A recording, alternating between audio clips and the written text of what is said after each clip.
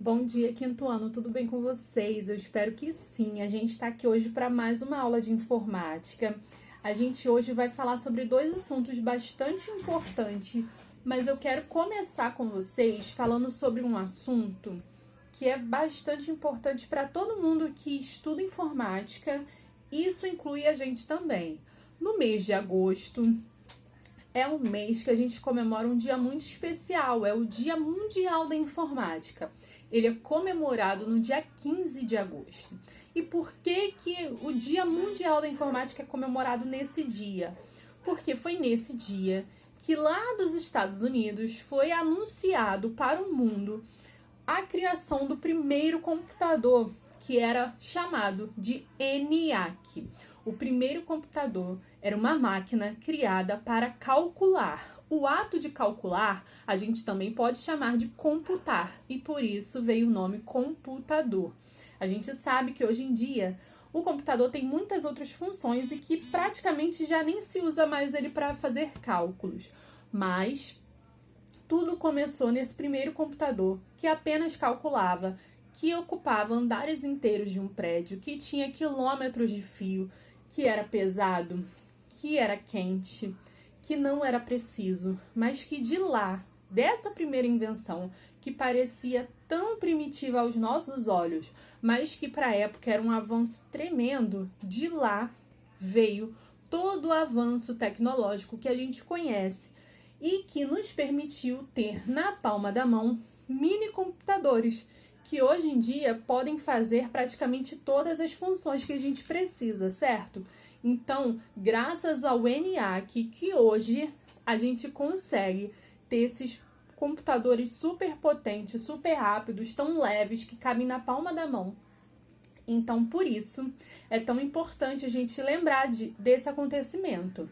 No dia 15 de agosto, a gente comemora não só os computadores, mas todo o avanço tecnológico, porque a criação do computador, ela também proporcionou que outras tecnologias fossem descobertas e inventadas.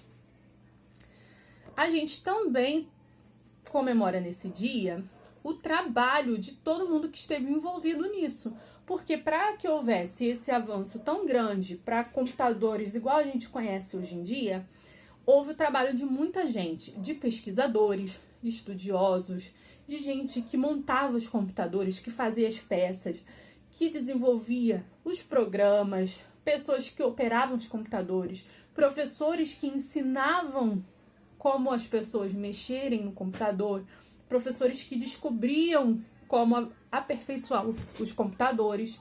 Então, houve o trabalho de muitas pessoas, por isso a gente comemora nesse dia 15, além do avanço, o trabalho dessas pessoas que estiveram envolvidas nisso, certo? Então, se você conhece alguém que trabalha com informática, seja criando jogos, consertando computadores, seja vendendo computadores, vai lá e dá um abraço, porque é um dia muito especial para todos nós, certo?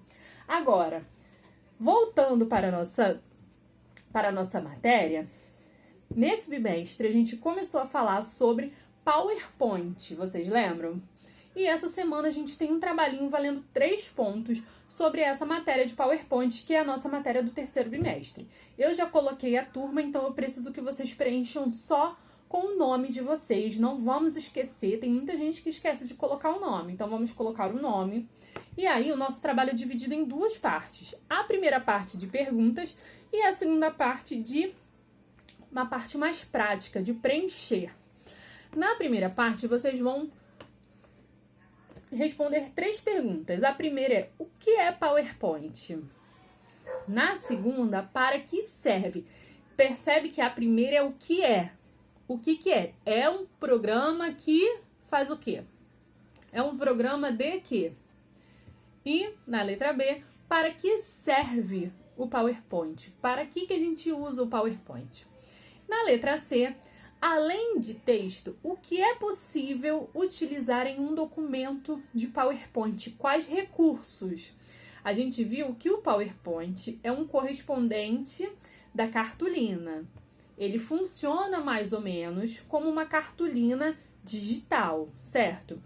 Então, na cartolina eu consigo usar o quê? Texto, foto, decorações. O que eu consigo usar no PowerPoint? É mais coisa do que na cartolina, lembra que eu falei com vocês?